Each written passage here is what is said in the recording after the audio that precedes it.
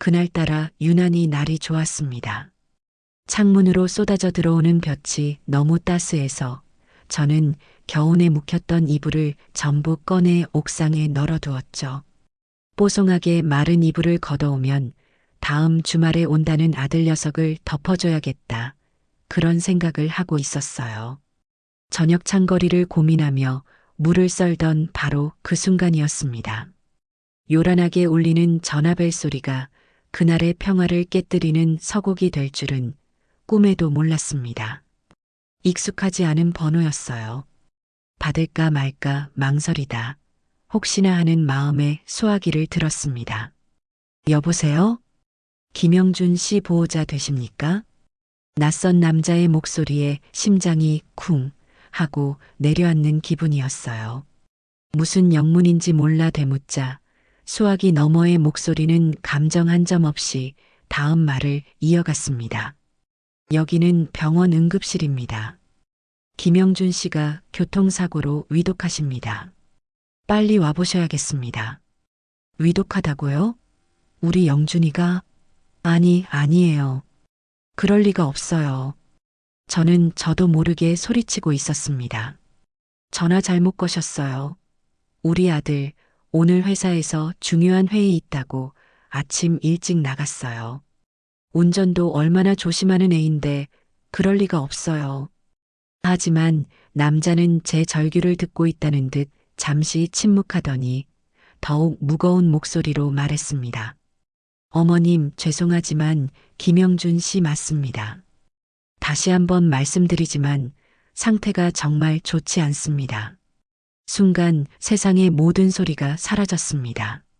손에 들고 있던 무가 바닥으로 떨어져 둔탁한 소리를 내며 굴러가는 것도 제 입에서 어떤 비명이 터져 나왔는지도 기억나지 않아요. 정신을 차렸을 때 저는 이미 지갑 하나만 들고 집을 뛰쳐나와 미친 사람처럼 운전대를 잡고 있었습니다. 병원으로 가는 길이 어째서 이리도 멀게 느껴지는지 흐르는 눈물에 신호등 불빛이 번져 보이다가 문득 영준이의 어릴 적 모습이 눈앞을 스쳐 지나갔어요. 자전거를 배우다 넘어져 무릎이 깨져도 울지 않던 녀석 대학에 합격했다며 처음으로 제게 용돈을 건네던 녀석 그리고 수진을 제게 처음 소개하며 엄마 저 이 사람이랑 평생 행복하고 싶어요라며 수줍게 웃던 내 아들. 그 모든 순간이 주마등처럼 스쳐 지나가며 심장을 칼로 저미는 듯 했습니다. 제발 아무 일도 없게 해주세요. 병원에 도착했을 때 멀쩡하게 걸어 나오는 영준이가 엄마 왜 이렇게 놀랐어? 별거 아니야라며 저를 안아주게 해주세요. 하지만 제 간절한 기도는 끝내 하늘에 닿지 못했습니다. 병원에 도착하자마자 응급실로 달려갔지만 아들은 이미 그곳에 없었어요. 저를 기다리고 있던 간호사가 슬픔과 연민이 뒤섞인 눈으로 저를 이끌었습니다. 그녀가 저를 데려간 곳은 복도 가장 끝에 있는 싸늘한 철문 앞이었습니다. 저는 그 문이 무엇을 의미하는지 알기에 더는 앞으로 나아갈 수가 없었어요. 다리에 힘이 풀려 주저앉으려는 저를 간호사가 부축했습니다. 어머님 마음 단단히 먹으셔야 합니다. 결국 문이 열리고 하얀 천에 덮인 누군가가 침상에 누워 있었습니다. 제발 아니기를 아니어야만 한다고 수백 번 되뇌며 다가갔습니다. 직원이 천을 걷어낸 순간 저는 그 자리에 얼어붙고 말았습니다. 아침에 넥타이를 골라주며 오늘 멋지다. 내 아들하고 등을 두드려 주었던 그 익숙한 얼굴. 제 아들 영준이가 어떤 표정도 없이 잠든 듯 누워 있었습니다. 영준아. 이름을 부르는 순간 제 세상은 산산조각이 나며 암흑으로 꺼져 내렸습니다. 정신을 차렸을 때 저는 병원 침대가 아닌 장례식장의 상주 자리에 앉아 있었습니다.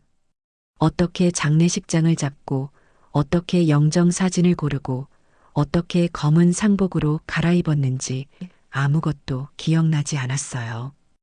그저 제 옆에서 며느리 오수진이 사람들의 부축을 받으며 울고 있는 모습만이 흐릿하게 보일 뿐이었습니다.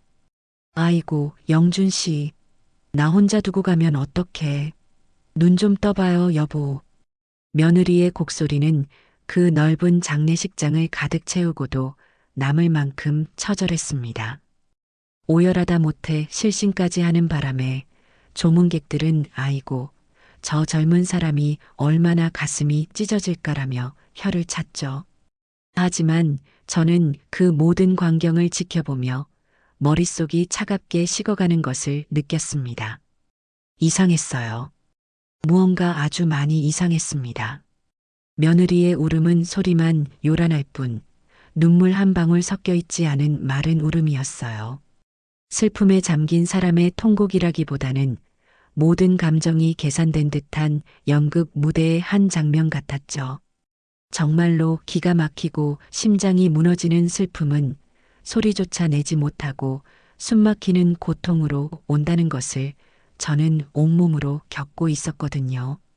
조문객들이 몰려와 제 손을 잡고 위로할 때 며느리는 잠시 울음을 그치고 고개를 숙였습니다. 하지만 사람들 눈을 피해 핸드백을 여는가 싶더니 손거울을 보는 척하며 슬쩍 휴대폰 화면을 확인하는 모습을 저는 똑똑히 보고 말았습니다.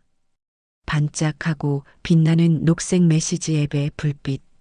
그 찰나의 순간에 며느리의 얼굴에 스쳐 지나간 것은 슬픔이 아닌 초조함과 안도감이 뒤섞인 기묘한 표정이었습니다.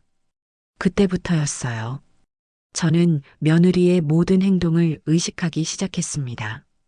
중요한 손님이 올 때면 귀신같이 알아채고 더 서럽게 울기 시작했고, 사람들이 잠시 뜸해지면 언제 그랬냐는 듯 울음을 뚝 그치고 한숨을 내쉬며 주변을 살폈어요.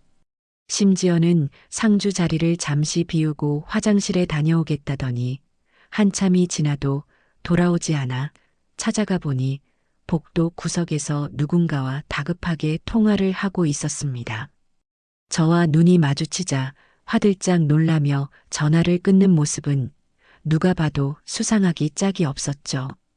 누구랑 통화했니? 아니에요, 어머니. 그냥 친구가 걱정된다고 해서요. 그렇게 둘러대는 며느리의 얼굴은 하얗게 질려 있었습니다. 슬픔 때문이 아닌 무언가를 들킨 사람의 얼굴이었어요. 그때는 그저 아들을 잃은 슬픔에 제가 너무 예민해진 탓이겠거니 며느리를 의심하는 제 자신을 자책했습니다. 하지만 마음 한구석에서 피어오른 불길한 예감은 장례식장을 가득 채운 향냄새보다 더 독하게 제 정신을 파고들고 있었습니다. 아들의 발인까지 모두 마치고 텅 빈 뼈 한 줌을 차가운 땅에 묻고 돌아온 다음 날이었습니다. 3일 내내 저를 붙들고 있던 긴장과 슬픔이 한꺼번에 무너지며 온몸이 납덩이처럼 무거웠어요. 텅 빈 집안의 고요함은 죽음보다 더 잔인하게 느껴졌습니다. 이대로 가만히 있다가는 정말 미쳐버릴 것 같았죠.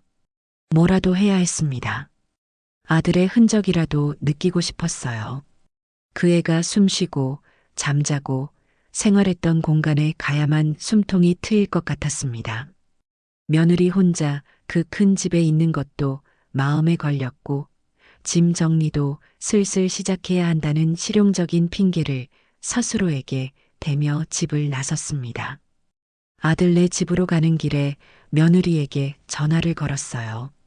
수진아, 나다. 지금 너희 집으로 가는 중이야. 영준이 방도 좀 둘러보고 짐 정리도 같이 시작해야지. 수화기 너머로 순간 숨을 들이마시는 소리가 들렸습니다. 그리고 이어진 며느리의 목소리는 제가 예상했던 것과 전혀 달랐어요. 어머니, 갑자기요? 저 오늘 너무 피곤해서 아무것도 못해요. 몸살 기운도 있고요. 목소리에는 슬픔에 지친 기색이 아니라 불쑥 찾아온 불청객을 향한 짜증과 경계심이 묻어났습니다. 피곤한 건 나도 마찬가지다. 그래도 얼굴 보고 이야기하는 게 나을 것 같아서 그런다. 다음에 오세요, 어머니. 오늘은 정말 아니에요. 제 말이 채 끝나기도 전에 며느리는 일방적으로 전화를 끊어버렸습니다. 찰칵하는 소리와 함께 찾아온 정막에 저는 잠시 멍하니 서 있어야 했어요. 하지만 이미 제 차는 아들의 아파트 단지로 들어서고 있었습니다. 가서 보면 막상 얼굴을 보면 이러지는 않겠지. 일말의 기대를 품고 저는 아들 집 현관문 앞에 섰습니다. 초인종을 눌렀습니다. 아무런 대답이 없었어요. 다시 한번 길게 눌렀습니다. 여전히 집안은 쥐 죽은 듯 조용했습니다. 분명 안에서 인기척이 느껴지는데도 말이죠. 수진아, 나온 거 알잖니? 문 좀 열어봐. 참다 못해 문을 두드리며 소리치자 그제야 인터폰이 치직거리며 켜졌습니다. 화면은 켜지 않은 채 목소리만 흘러나왔어요. 어머니, 그냥 돌아가시라니까요. 내가 지금 제정신이니? 시어미가, 그것도 내 서방 잃은 어미가 집 앞에 와 있는데 문도 안 열어주는 법이 어디 있어. 저도 힘들어요. 저도 슬프다고요. 그러니까 제발 저 좀 내버려 두세요. 며느리는 악에 가까운 소리를 지르더니 인터폰을 끊어버렸습니다. 뚝 하는 소리와 함께 다시 찾아온 정적. 저는 차가운 철문 앞에서 그대로 얼어붙었습니다. 아들을 잃은 슬픔보다 더 날카로운 무언가가 제 심장을 꿰뚫는 기분이었어요. 모욕감, 그리고 거대한 의심. 장례식장에서의 가짜 울음, 몰래 하던 전화, 그리고 오늘의 이 문전박대. 흩어져 있던 의심의 조각들이 하나로 맞춰지기 시작했습니다. 대체 저 문 너머에서 남편 죽은 지 사흘밖에 안 된 저 집안에서 무슨 일이 벌어지고 있기에 저토록 필사적으로 저를 막아서는 걸까요? 저는 돌아설 수 없었습니다. 오늘 이 문을 열기 전까지는 결코 이곳을 떠나지 않으리라. 제 안에 무언가가 소리 없이 부서지며 차갑고 단단한 분노로 다시 태어나고 있었습니다. 저는 차가운 철문 앞에서 얼마나 서 있었는지 모릅니다. 아파트 복도의 센서 등이 몇 번이나 꺼졌다 켜지기를 반복했어요.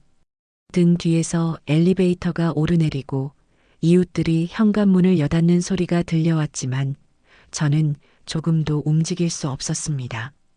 제 아들이 살던 집, 제 돈으로 제 아들의 행복을 빌며 마련해준 이 집의 문이 저를 향해 굳게 닫혀 있다는 현실이 믿기지 않았습니다.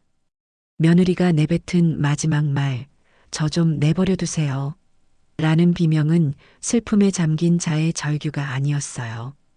그것은 자신의 비밀스러운 성체를 지키려는 자의 날카로운 경고였습니다. 분노가 머리끝까지 치밀어 올랐지만 한편으로는 제정신이 아닌 것도 같았어요. 어쩌면 내가 아들을 잃은 슬픔에 미쳐서 헛것을 보고 듣는 건 아닐까. 며느리는 정말 몸이 아파서 슬픔에 지쳐서 아무도 만나고 싶지 않은 건 아닐까. 하지만 장례식장에서 보았던 그 부자연스러운 몸짓과 몰래 휴대폰을 확인하던 눈빛이 제 이성이 만들어내려던 모든 합리적인 의심을 단칼에 베어버렸습니다. 아니, 뭔가 있어. 저 문 너머에는 내 아들의 죽음을 슬퍼하는 미망인이 아닌 다른 무언가가 존재하고 있었어요. 그때였습니다. 제가 다시 한번 문을 두드리기 위해 손을 드는 순간 문틈으로 아주 희미한 소리가 새어나왔습니다. 처음에는 잘못 들었나 싶을 정도로 작은 소리였죠. 하지만 저는 숨을 죽이고 귀를 문에 바짝 가져다 댔습니다. 분명했어요. 여자의 웃음소리가 아니었습니다. 나직하게 울리는 남자의 웃음소리, 그리고 와인잔인 듯한 유리잔 두 개가 가볍게 부딪히는 쨍 하는 소리. 온몸의 털이 곤두서는 기분이었습니다. 피가 거꾸로 솟구쳐 올라 머리가 터져버릴 것만 같았고 동시에 등줄기로는 식은 땀이 흘러내렸습니다. 아들이 죽었습니다. 제 아들이 죽어서 땅에 묻힌 지 고작 하루가 지났어요. 그런데 저 집안에서 내 아들의 아내가 다른 남자와 웃고 술잔을 부딪히고 있다고요? 세상에 이런 지옥이 또 있을까요? 저는 더 이상 망설이지 않았습니다. 주머니에서 휴대폰을 꺼내 112를 눌렀어요. 목소리가 떨려 말이 제대로 나올까 걱정됐지만 막상 통화가 연결되자 제 목소리는 놀랍도록 차분하고 냉정하게 흘러나왔습니다. 여보세요. 경찰서죠? 제가 지금 제 아들 집에 와 있는데 며느리가 문을 열어주지 않습니다. 상황을 설명하자 수화기 너머의 경찰관은 가정 문제 정도로 생각했는지 미온적인 반응을 보였어요. 하지만 저는 말을 끊고 단호하게 덧붙였습니다. 이 집, 제 명의로 된 집입니다. 그런데 지금 안에서 낯선 남자의 목소리가 들립니다. 제 아들은 사흘 전에 사망했습니다. 혹시 무슨 일이 있을지 모르니 출동해서 확인해 주셔야겠습니다. 사망이라는 단어에 경찰관의 태도가 달라졌습니다.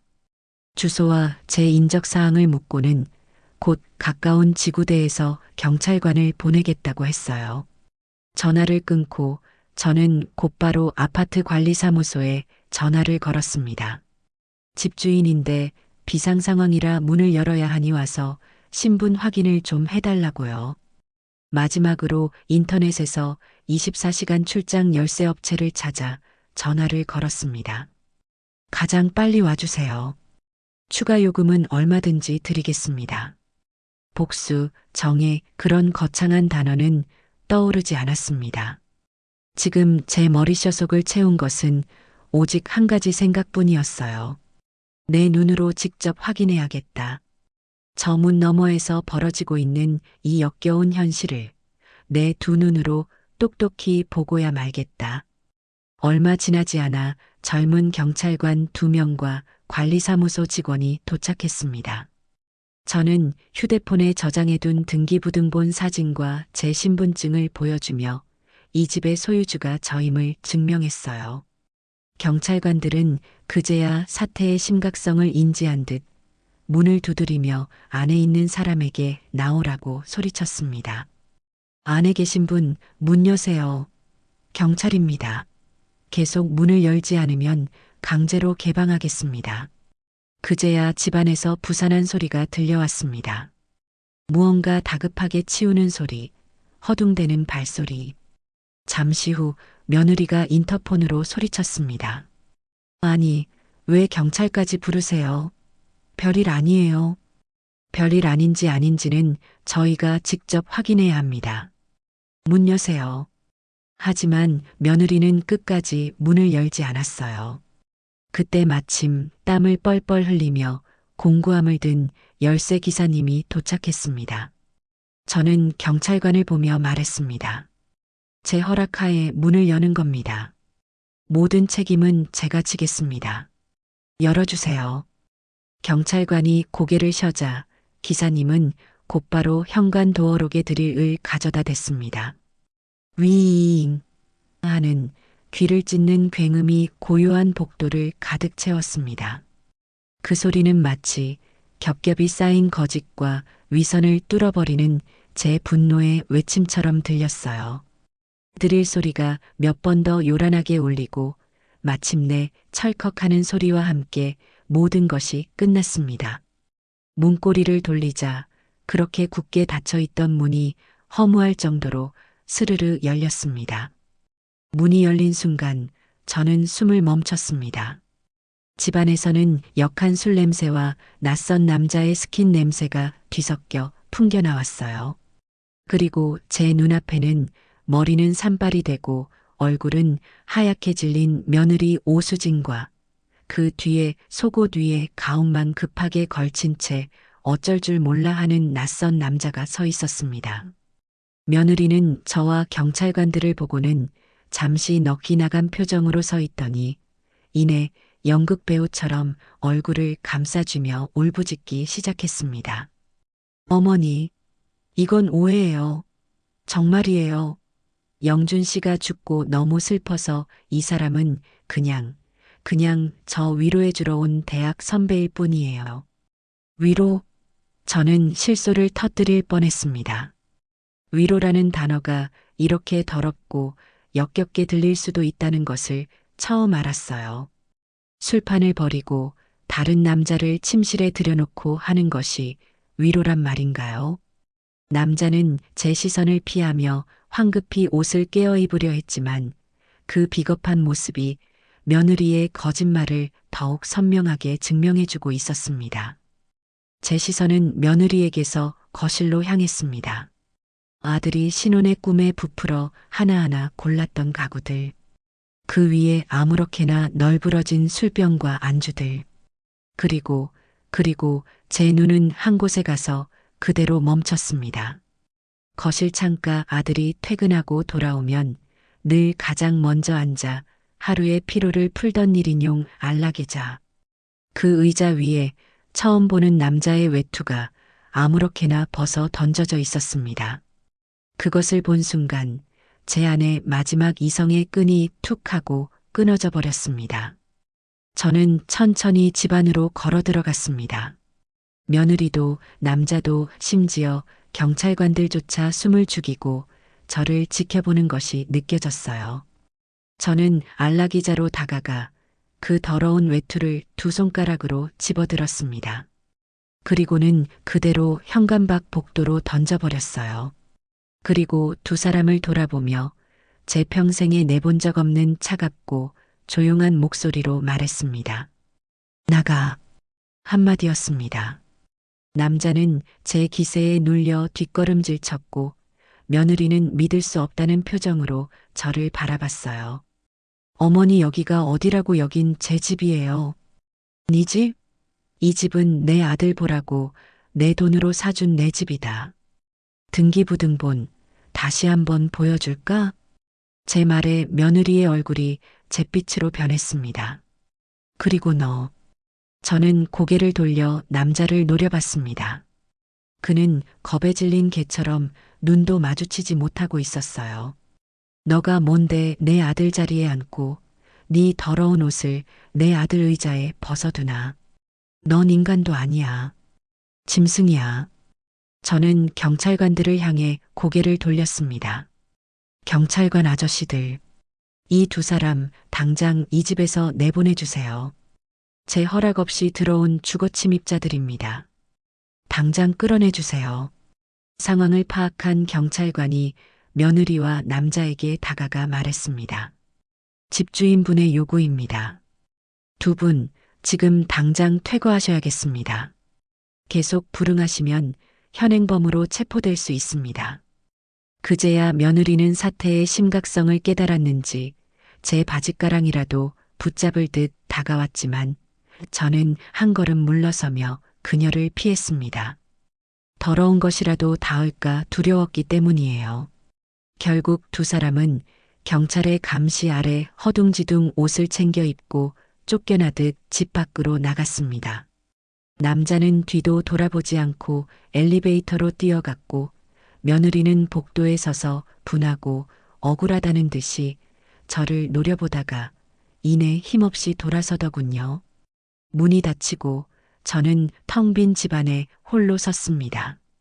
길고 길었던 싸움이 끝난 듯한 탈진 상태가 저를 덮쳤어요.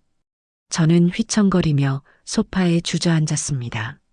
눈앞에 아들의 환한 웃음이 담긴 액자가 보였습니다.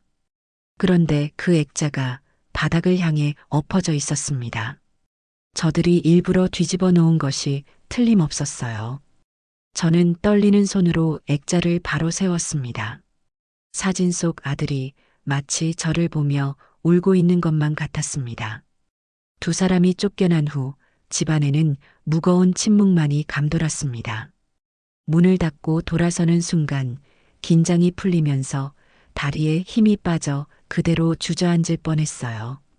코를 찌르는 술 냄새와 낯선 향수 냄새, 그리고 배신감의 냄새가 뒤섞여 숨을 쉬기가 어려웠습니다. 저는 비틀거리며 집안의 모든 창문을 열어젖혔습니다. 차가운 밤 공기가 훅 끼쳐 들어와 더럽혀진 공기를 몰아내는 것 같았죠. 하지만 아무리 환기를 시켜도 이 공간에 스며든 역겨운 흔적까지 지워낼 수는 없다는 것을 알았습니다. 승리감 같은 것은 전혀 없었어요. 오히려 더 깊고 어두운 절망이 저를 덮쳐왔습니다.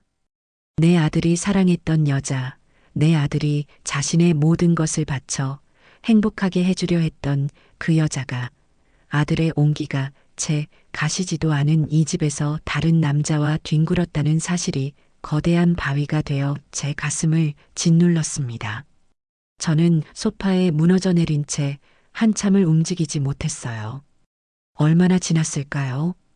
이대로 있을 수는 없다는 생각이 들었습니다. 울고만 있기엔 억울하게 눈을 감은 내 아들에게 너무나도 미안했어요. 정신을 차려야 했습니다. 그리고 알아야 했어요. 이 끔찍한 배신이 언제부터 시작된 것인지. 저는 자리에서 일어나 마치 전쟁터에서 증거를 수집하는 병사처럼 집안을 샅샅이 뒤지기 시작했습니다. 가장 먼저 침실로 향했습니다. 문을 열자 흐트러진 이불과 두 사람이 사용한 것이 분명한 베개 두 개가 눈에 들어왔습니다. 헛구역질이 치밀어 오르는 것을 간신히 참으며 저는 고무장갑을 찾아 손에 끼었어요. 더러운 것들을 맨손으로 만지고 싶지 않았기 때문이에요. 저는 침대 밑을 살폈습니다. 먼지 쌓인 상자들 사이로 유독 깨끗해 보이는 작은 상자 하나가 눈에 띄더군요. 떨리는 손으로 상자를 열어보았습니다. 그 안에는 며느리와 그 내연남이 다정하게 찍은 커플 사진들이 가득 들어 있었습니다. 바다를 배경으로 환하게 웃는 모습, 고급 레스토랑에서 와인잔을 기울이는 모습, 심지어는 온천인 듯한 곳에서 가운만 걸친 채 서로에게 기대어 있는 사진까지. 사진 뒷면에는 날짜와 함께 내 사랑 제이와 함께 같은 닭살 돋는 문구들이 적혀 있었어요. 가장 빠른 날짜는 무려 1년 전이었습니다. 제 아들이 회사 프로젝트 때문에 몇 달간 밤샘 야근을 밥 먹듯이 하며 힘들어하던 바로 그 시기였죠. 아들이 가족을 위해 피땀 흘리는 동안 며느리는 뒤에서 다른 남자와 희희낙낙하며 놀아나고 있었던 겁니다. 저는 사진들을 바닥에 쏟아버리고 화장대로 향했습니다. 화장대 서랍을 열자 아들이 사준 것이라고는 볼 수 없는 고가의 남성용 시계와 커프스 버튼이 나왔어요. 그리고 그 옆에는 며느리가 쓴 것으로 보이는 일기장이 있었습니다. 저는 망설임 없이 일기장을 펼쳤습니다. 남의 일기를 훔쳐보는 것은 나쁜 짓이라는 것을 알지만 지금은 그런 도덕을 따질 때가 아니었어요. 일기장은 온통 그 남자에 대한 이야기로 가득했습니다. 지훈 씨는 남편과는 달라. 섬세하고 나를 여자로 만들어줘. 답답한 결혼 생활의 유일한 탈출구는 지훈 씨뿐이야. 영준 씨가 벌어다 주는 돈으로 지훈 씨에게 선물을 사줄 때가 가장 행복해. 한 장 한 장 넘길 때마다 저는 제 아들의 인생이 얼마나 철저하게 기만당하고 유린당했는지를 깨닫고 피가 거꾸로 솟았습니다. 제 아들은 그저 며느리와 내연남의 호화로운 생활을 위한 현금 인출기에 불과했던 거예요. 마지막으로 옷장을 열었습니다. 며느리의 옷들 사이로 제가 한 번도 본 적 없는 명품 가방과 구두들이 가득했어요. 그리고 그 안쪽, 잘 보이지 않는 곳에 아들의 사이즈가 아닌 것이 분명한 남성용 고급 코트 몇 벌이 걸려 있었습니다. 제 아들은 계절이 바뀔 때마다 옷 한 벌 사는 것을 아까워하며 제게 괜찮다고 손사래를 치던 아이였습니다. 그런 아들 몰래 며느리는 다른 남자의 옷까지 사서 이 신성한 부부의 공간에 보관하고 있었던 겁니다. 모든 증거들을 거실 바닥에 늘어놓고 저는 그 앞에 망연자실 주저앉았습니다. 눈물이 폭포수처럼 쏟아졌어요. 내 아들에 대한 미안함, 며느리에 대한 배신감, 그리고 제 자신에 대한 원망이 뒤섞여 심장이 갈갈이 찢어지는 것 같았습니다. 내가 조금만 더 일찍 알았더라면, 내가 저 여자의 실체를 조금만 더 빨리 꿰뚫어 보았더라면 내 아들을 저런 지옥 속에서 살게 하지는 않았을 텐데. 저는 밤새 그렇게 아들의 이름을 부르며 울고 또 울었습니다. 하지만 동쪽 창문으로 희미하게 여명이 밝아올 무렵 제 눈물은 모두 말라붙어 있었습니다. 눈물 마른 자리에는 차갑고 단단한 무언가가 자리 잡고 있었어요. 그것은 슬픔이 아니었습니다. 강철보다 더 단단하고 얼음보다 더 차가운 순도 높은 분노였습니다. 더 이상 피해자로 남아있지 않기로 결심했습니다. 내 아들의 억울한 삶과 죽음을 이대로 묻어버릴 수는 없어요. 저 파렴치한 인간들에게 인간의 도리를 저버린 자들의 말로가 얼마나 비참한지를 똑똑히 보여줘야 했습니다. 그것이 내 아들에게 해줄 수 있는, 내가 해줘야만 하는 마지막 의무였습니다. 저는 자리에서 일어나 세수를 하고 밤새 흩트려 놓았던 증거들을 차곡차곡 가방에 챙겼습니다. 사진 한 장, 영수증 한 장도 빠짐없이요. 그리고 휴대폰을 들고 수십 년간 제 집안의 대소사를 상담해온 김 변호사에게 전화를 걸었습니다. 이른 아침이었지만 그는 제 목소리를 듣자마자 무언가 큰일이 생겼음을 직감한 듯 했습니다. 사모님, 이 시간에 어쩐 일이십니까? 영준이 일은 저도 마음이 좋지 않습니다. 저는 잠긴 목소리를 가다듬고 최대한 차분하게 말했습니다. 변호사님, 드릴 말씀이 있습니다. 오늘 변호사님 사무실에서 뵙고 싶습니다. 제 아들의 죽음은 그냥 끝낼 수 있는 일이 아니게 되었습니다. 제 목소리에 담긴 서늘한 분노를 김 변호사도 느꼈을 겁니다. 그는 잠시 말이 없다가 이내 낮은 목소리로 대답했습니다. 알겠습니다, 사모님. 언제든 오십시오. 기다리고 있겠습니다. 전화를 끊고 저는 아들의 영정 사진을 가만히 들여다보았습니다. 사진 속 아들은 여전히 환하게 웃고 있었어요. 저는 사진을 쓸어주며 나지막이 약속했습니다. 영준아, 엄마가 다 해결할게. 너를 아프게 했던 모든 것들, 엄마가 전부 다 갚아줄게. 하늘에서 편히 지켜보고 있어. 이제부터는 엄마가 싸울 차례란다. 그날 아침, 저는 슬픔에 잠긴 어머니가 아닌 아들을 위한 복수를 계획하는 차가운 전사로 다시 태어났습니다. 김 변호사와의 약속 시간은 오후 2시였습니다. 저는 그전까지 뜬 눈으로 밤을 새운 몸을 이끌고 집으로 돌아와 상복을 벗어던졌습니다. 검은 옷 대신 제가 가진 옷 중에 가장 단정하고 힘있어 보이는 짙은 남색 정장을 꺼내 입었어요. 슬픔에 잠겨 넋놓고 있는 모습으로 보이고 싶지 않았습니다. 이제부터 시작될 싸움에서는 그 어떤 동정도 제게는 사치이자 약점이 될 뿐이니까요. 어젯밤 챙겨온 증거물들을 서류 가방에 넣고 거울 앞에 서서 제 모습을 비춰보았습니다. 퉁퉁 부은 눈과 핏기 없는 입술은 어쩔 수 없었지만 그 눈빛만큼은 과거의 저와는 완전히 달라져 있었습니다. 김 변호사의 사무실은 법원 근처에 있었습니다. 사무실에 들어서자 묵직한 가죽 소파와 벽면을 가득 채운 법률 서적들이 저를 맞았어요. 김 변호사는 저를 보더니 아무 말 없이 안쪽 상담실로 안내했습니다.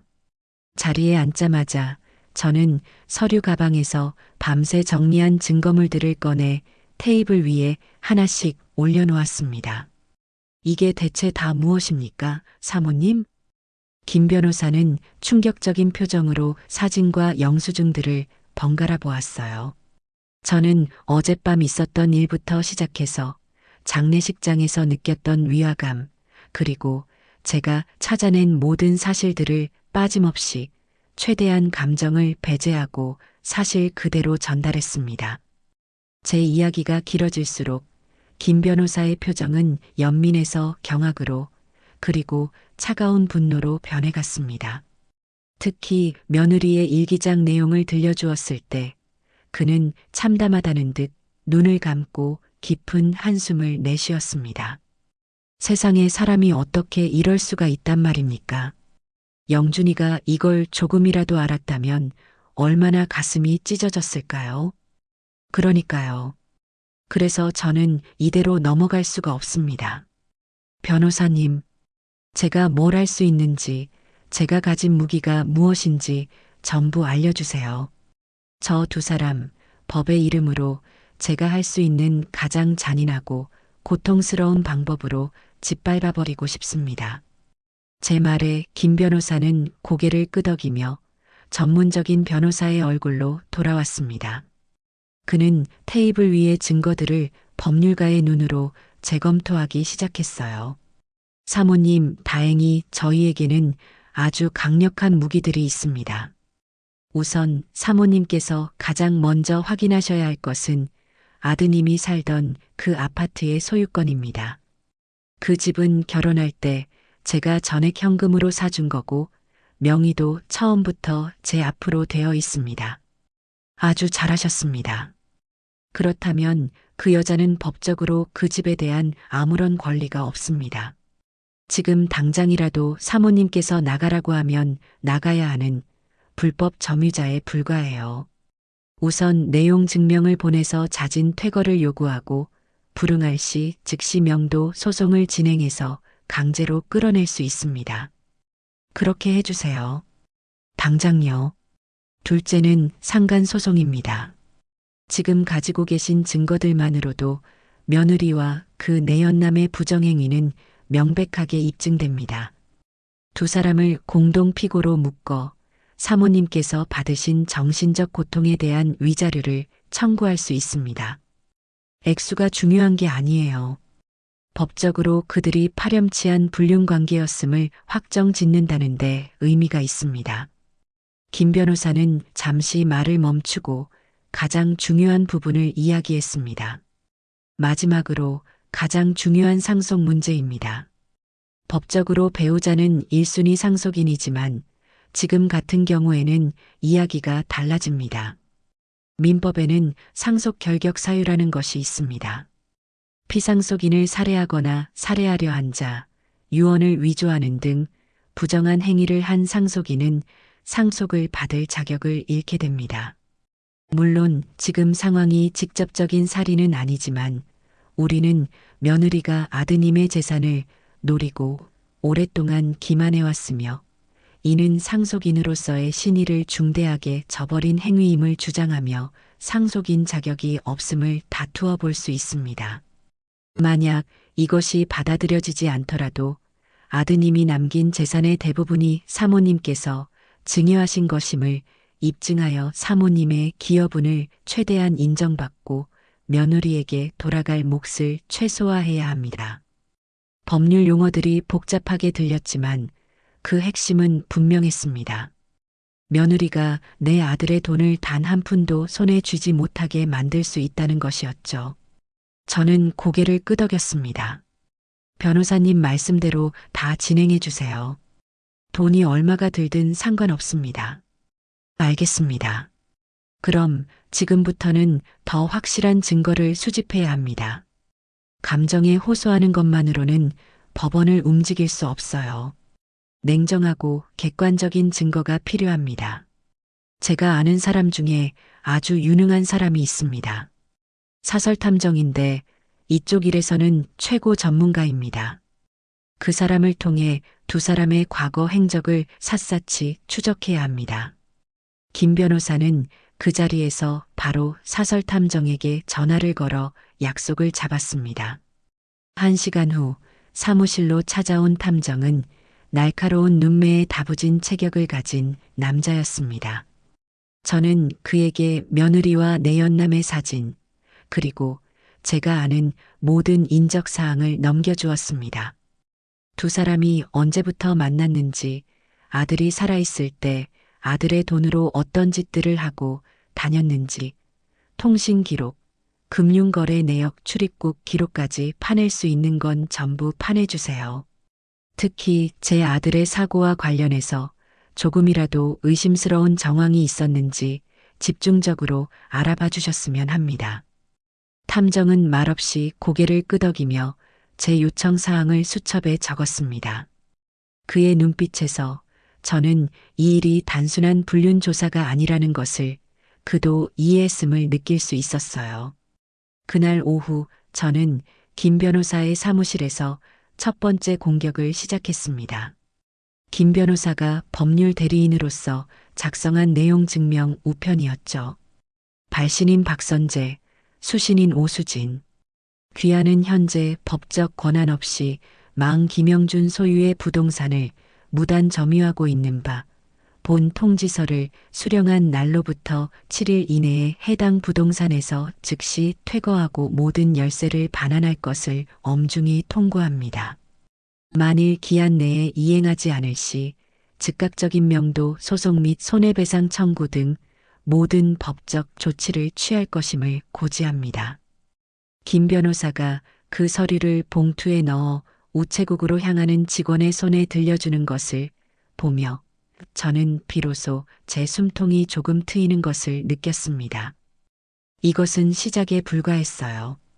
내 아들의 인생을 짓밟은 대가가 얼마나 끔찍한 것인지 이제부터 뼈저리게 느끼게 해줄 참이었습니다. 전쟁의 서막은 그렇게 올랐습니다. 내용 증명이 며느리에게 도착한 것은 바로 다음 날이었습니다. 오후가 되자마자 제 휴대폰이 미친 듯이 울리기 시작했어요. 발신인은 며느리라고 저장되어 있었습니다. 저는 잠시 망설이다 차가운 심호흡과 함께 통화 버튼을 눌렀습니다. 여보세요. 어머니, 지금 이게 다 뭐예요? 변호사라니요? 내용 증명이라니요? 어떻게 저한테 이러실 수가 있어요? 수화기 너머로 들려오는 며느리의 목소리는 당황과 분노로 격앙되어 있었어요. 저는 조금의 동요도 없이 미리 준비해둔 대답을 뱉어냈습니다. 무슨 말인지 모르겠구나. 나는 변호사를 통해 내 정당한 권리를 행사하는 것뿐이다. 어머니가 어떻게 저한테 영준 씨가 죽은 지 얼마나 됐다고 아직 슬픔이 가시지도 않은 저한테 어떻게 집에서 나가라고 하실 수가 있냐고요. 슬픔이 가시지도 않았다고요? 다른 남자와 한 침대에서 뒹굴던 여자의 입에서 나올 소리는 아니었죠. 헛웃음이 나왔지만 저는 감정을 씻지 않고 말을 이었습니다. 그 집은 내 집이다. 그리고 너는 더 이상 그 집에 살 자격이 없어. 할 말 있으면 나한테 하지 말고 내 변호사하고 하도록 해라. 어머니, 제발요. 제가 다 잘못했어요. 한 번만 용서해 주세요. 네, 어머니. 며느리는 갑자기 태도를 바꿔 울며불며 애원하기 시작했습니다. 하지만 이미 늦었어요. 그녀의 눈물은 더 이상 제 마음을 움직이지 못했습니다. 저는 그녀의 말이 끝나기를 기다리지 않고 그대로 통화 종료 버튼을 눌렀습니다. 휴대폰 전원을 꺼버리고 저는 다시 제 일에 집중하기로 했습니다. 감정 소모는 이제 그만. 이제는 증거와 팩트로 싸워야 할 때였으니까요. 사설 탐정을 기다리는 동안 저는 제가 직접 할 수 있는 일을 하기로 했습니다. 바로 아들의 금융 거래 내역을 살펴보는 것이었죠. 김 변호사의 도움을 받아 법적 상속인으로서 은행과 카드사로부터 아들의 모든 거래 내역서를 발급받을 수 있었습니다. 수백 페이지에 달하는 서류들을 넘겨보던 제 손이 어느 한 지점에서 우뚝 멈췄습니다. 땡땡생명, 보험료 납부네요. 아들은 결혼 전 제가 들어준 종신보험 하나를 가지고 있었습니다. 그런데 결혼 후 추가로 거액의 사망보험금이 지급되는 종신보험에 새로 가입한 내역이 있었어요. 그리고 그 보험의 수령인은 법정 상속인이 아닌 배우자 오수진으로 명확하게 지정되어 있었습니다. 보험료 증액과 수령인 변경이 이루어진 시점은 불과 아들이 사고를 당하기 6개월 전이었습니다. 순간 과거의 기억 하나가 섬광처럼 뇌리를 스치고 지나갔습니다. 언젠가 아들과 통화할 때 아들이 무심코 했던 말. 엄마, 수진이가 자꾸 우리도 미래를 위해 준비해야 한다고 해서 보험 하나 더 들었어요. 자기는 없어도 나중에 수진이라도 편해야 한다면서요. 그때는 며느리가 참 생활력이 강하고 알뜰하다고 생각했는데 지금 와서 보니 그 모든 것이 치밀하게 계획된 덫이었다는 생각에 소름이 끼쳤습니다. 미래를 위한 준비가 아니라 아들의 죽음을 위한 준비였던 겁니다. 저는 떨리는 손으로 김 변호사에게 전화를 걸어 이 사실을 알렸습니다. 김 변호사의 목소리도 그 어느 때보다 무겁게 가라앉았어요. 사모님, 이건 아주 중요한 증거가 될 수 있습니다. 며느리가 아드님의 재산을 노리고 계획적으로 접근했다는 강력한 정황 증거입니다. 일단 보험사 측에 연락해서 상속인 간의 분쟁이 예상되니 조사가 끝날 때까지 보험금 지급을 보류해달라고 강력하게 요청하겠습니다. 며칠 후 탐정으로부터 첫 번째 보고가 들어왔습니다. 예상했던 대로였어요. 아들의 법인카드와 개인카드는 지난 1년간 며느리와 내연남의 데이트 비용으로 흥청망청 쓰이고 있었습니다. 강원도의 고급 리조트, 부산의 특급 호텔, 제주도의 골프장, 서울 시내의 온갖 값비싼 레스토랑과 명품관. 아들이 밤낮 없이 일해서 번 돈이 두 사람의 쾌락을 위해 그렇게 사라져가고 있었던 겁니다. 분노로 몸이 떨렸지만 저는 아직 결정적인 한 방이 부족하다고 생각했어요. 그리고 그 한 방은 제가 생각했던 것보다 훨씬 더 끔찍한 형태로 제게 도착했습니다. 그날 저녁 탐정으로부터 다급한 전화가 걸려왔습니다. 사모님, 결정적인 걸 찾았습니다. 지금 바로 이메일 확인해 보시겠습니까? 저는 떨리는 마음으로 컴퓨터를 켜고 이메일을 열었습니다. 탐정이 보낸 파일의 압축을 풀자 수십 개의 사진 파일과 녹취록 파일이 나타났습니다. 그중 가장 중요하고 표시된 파일을 먼저 열었어요. 그것은 며느리와 내연남이 주고받은 메신저 대화 내용을 캡처한 것이었습니다. 지훈 씨, 영준 씨한테 보험금 더 큰 걸로 바꾸라고 겨우 설득했어. 이제 우리 미래도 조금 더 밝아진 거지? 잘했어. 우리 수진이. 역시 똑똑해. 그 답답한 집에서 빨리 탈출해야지. 그러게 말이야. 근데 저 인간 요즘 자꾸 피곤하다고 하는 게 좀 불안하네. 건강검진이라도 받게 해야 하나? 그리고 제 눈을 의심하게 만든 마지막 대화. 그것은 아들이 사고를 당하기 불과 열흘 전에 나눈 대화였습니다. 자기야, 오늘 부동산 가서 보고 온 집 너무 마음에 든다. 우리 거기서 진짜 신혼처럼 시작하는 거야. 그래.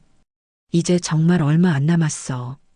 보험금만 나오면 그 집 바로 계약하고 너랑 나랑 아무도 모르는 곳에서 행복하게 사는 거야. 조금만 더 참아. 보험금만 나오면 조금만 더 참아. 저는 모니터 화면을 보며 그대로 얼어붙었습니다. 이것은 단순한 불륜이나 재산을 노린 사기가 아니었어요. 이것은 제 아들의 죽음을 기다리고 어쩌면 방조했을지도 모르는 악마들의 대화였습니다. 분노를 넘어선 차가운 공포가 제 온몸을 지배했습니다. 저는 더 이상 망설일 시간이 없다는 것을 깨달았습니다. 망설임은 저 사악한 것들에게 시간만 벌어줄 뿐이었어요. 저는 그 자리에서 바로 김 변호사에게 전화를 걸었습니다.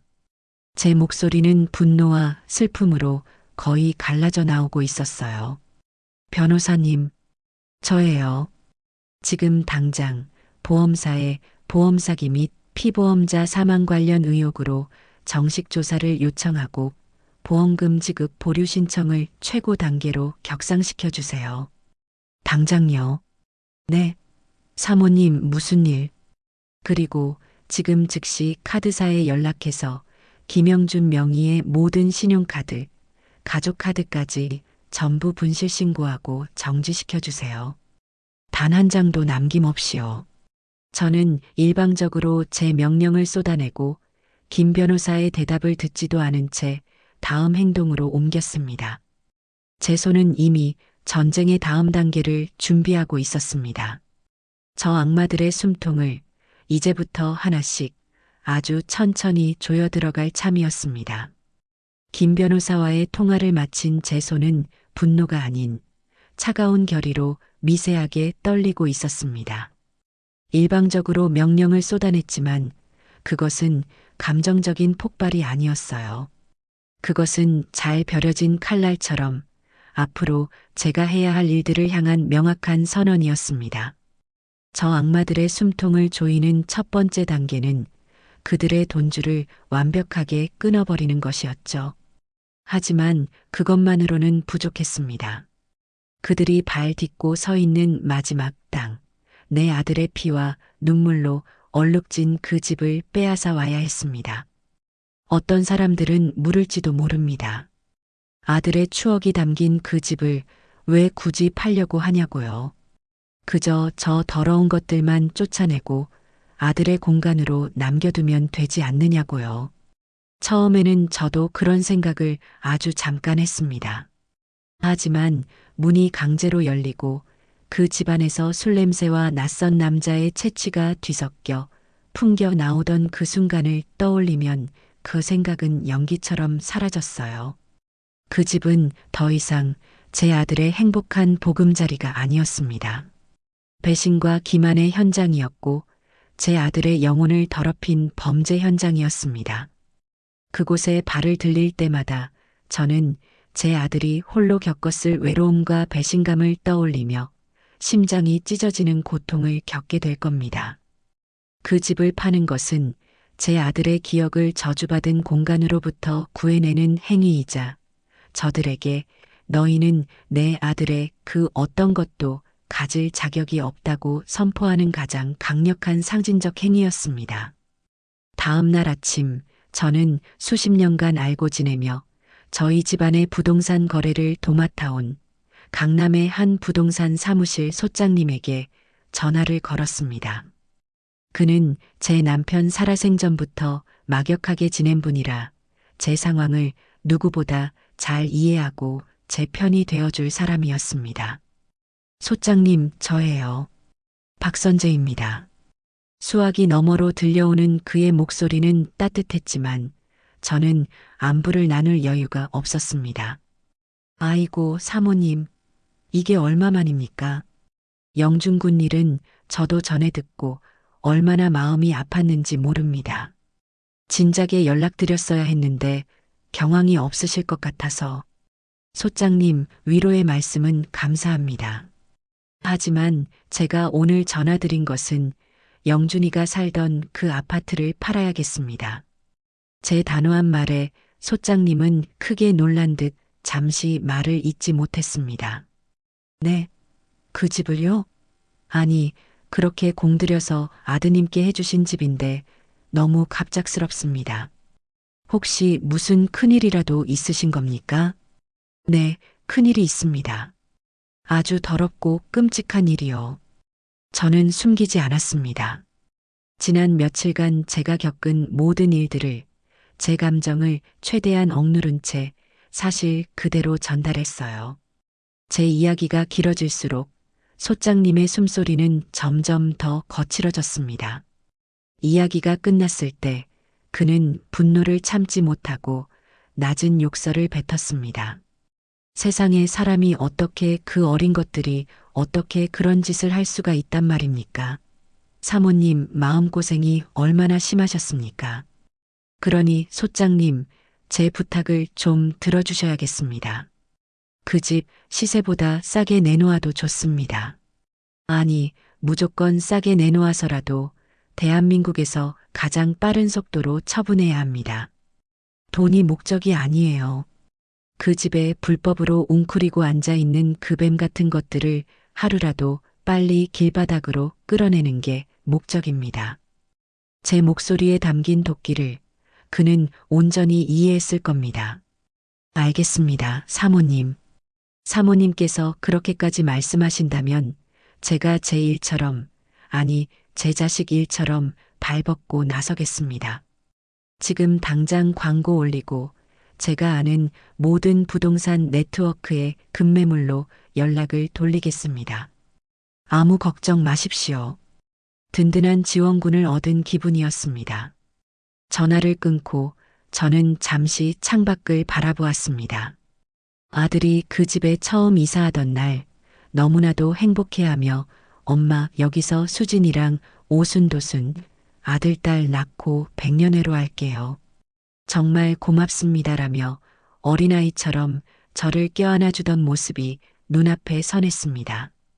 그 찬란했던 약속이 깃든 공간을 제 손으로 처분해야 한다는 사실이 심장을 도려내는 듯 아팠지만 어쩔 수 없었어요.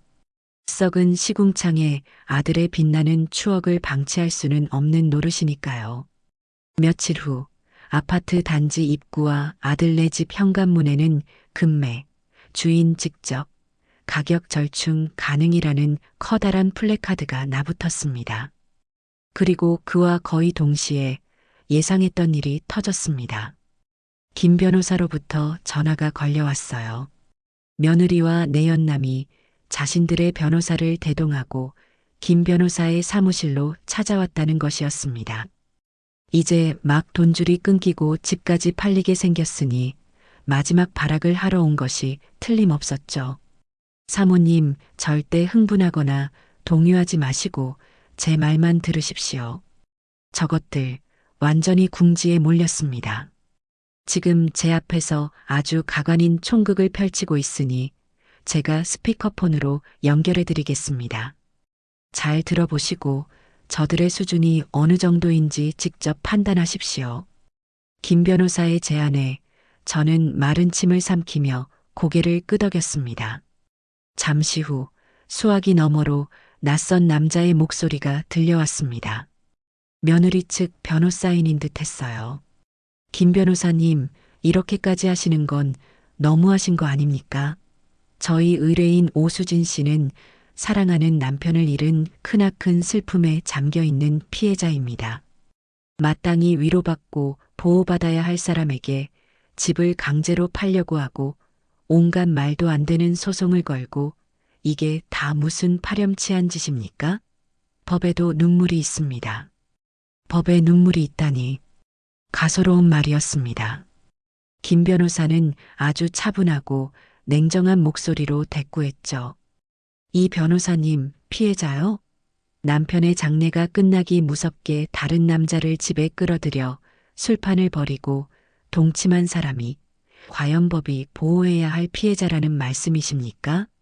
그리고 그 집은 박선재 여사님의 단독 소유 재산입니다. 자신의 재산권을 행사하는 것이 어째서 파렴치한 짓인지 같은 법률가로서 설명해 주시겠습니까? 법에 눈물이 있는 것은 맞지만 그 눈물은 파렴치한 자들을 위해 흘리는 눈물이 아닐 겁니다. 김 변호사의 논리적인 반박에 상대 변호사는 잠시 말을 잃었습니다. 그때 내연남 강지훈이 탁자를 쿵 치는 소리가 들리더니 거친 목소리가 끼어들었습니다. 어이, 김 변호사. 우리가 좋게 말할 때 들으쇼. 이거 이대로 재판까지 가면 우리만 다치는 거 아니야. 당신네 사모님도 아들 잃은 마당에 며느리하고 추잡한 소송전 벌이는 거 세상에 알려져서 좋을 거 없잖아. 우리도 가만히 안 있어. 언론에 한번 터뜨려 볼까? 비정한 시어머니, 남편 잃고 슬픔에 잠긴 며느리를 길바닥으로 내쫓아 헤드라인 좋지 않아? 요즘 사람들 약자 편이야. 과연 누구 편을 들어줄 것 같아? 저는 제 귀를 의심했습니다. 인간이 저렇게까지 뻔뻔하고 저열할 수 있다니. 아들의 죽음을 슬퍼하는 저를 오히려 협박의 도구로 삼으려 하는 저들의 사고방식에 구역질이 났습니다. 하지만 김 변호사는 조금도 흔들리지 않았습니다. 오히려 비웃는 듯한 소리가 희미하게 들려왔어요. 마음대로 해보시죠, 강지훈 씨. 저희는 사모님께서 받으실 충격과 상처까지 모두 계산해 넣고 소송을 진행하는 겁니다. 그리고 당신들의 그 유치한 협박, 지금 이 자리에서 모두 녹음되고 있다는 사실도 명심하시길 바랍니다. 재판정에서 당신들이 얼마나 악의적이고 반성이 없는지를 증명하는 아주 유용한 증거로 쓰일 겁니다. 김 변호사의 말에 강지훈의 기세가 한풀 꺾이는 것이 느껴졌습니다. 마지막으로 며느리가 직접 나섰습니다. 그녀는 아예 감정에 호소하는 작전을 쓰는 듯 했어요. 목소리마저 울먹임에 젖어 있었습니다. 변호사님, 저희 정말 이렇게까지 하고 싶지 않아요. 저희가 원하는 건 그저 조용히 이 일을 마무리하는 거예요. 저희도 너무 힘들고 고통스러워요. 그러니까 어머님께 잘 좀 말씀드려서 아파트 명의만 저희 앞으로 이전해 주시고 영준 씨 사망 보험금만 저희가 받을 수 있게 해주시면 저희도 모든 소송을 깨끗하게 취하하고 조용히 사라져 드릴게요. 이건 협박이 아니라 서로를 위한 합리적인 제안이에요. 그 말을 듣는 순간 저는 전화기를 던져버릴 뻔했습니다. 저것들은 정말이지 인간의 탈을 쓴 악마들이었습니다.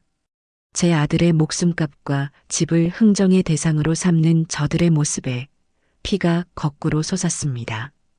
김 변호사는 잠시 침묵하더니 나지막하지만 강철 같은 목소리로 말했습니다. 오수진 씨, 강지훈 씨, 그리고 이 변호사님, 세 분의 제안 잘 들었습니다. 그럼 이제 제 대답, 그리고 제 의뢰인이신 박선재 사모님의 최종 입장을 말씀드리죠. 김 변호사는 잠시 숨을 고르고 마지막 쐐기를 박았습니다. 두 분은 단 한 푼도 가져갈 수 없습니다.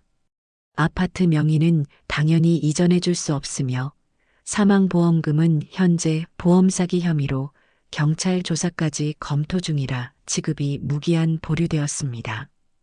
두 분에게 남은 것은 앞으로 진행될 명도 소송, 상간 소송, 그리고 상속 재산 분할 심판 및 상속 결격 사유 확인 소송의 피고가 되어 법정에 서는 일뿐입니다.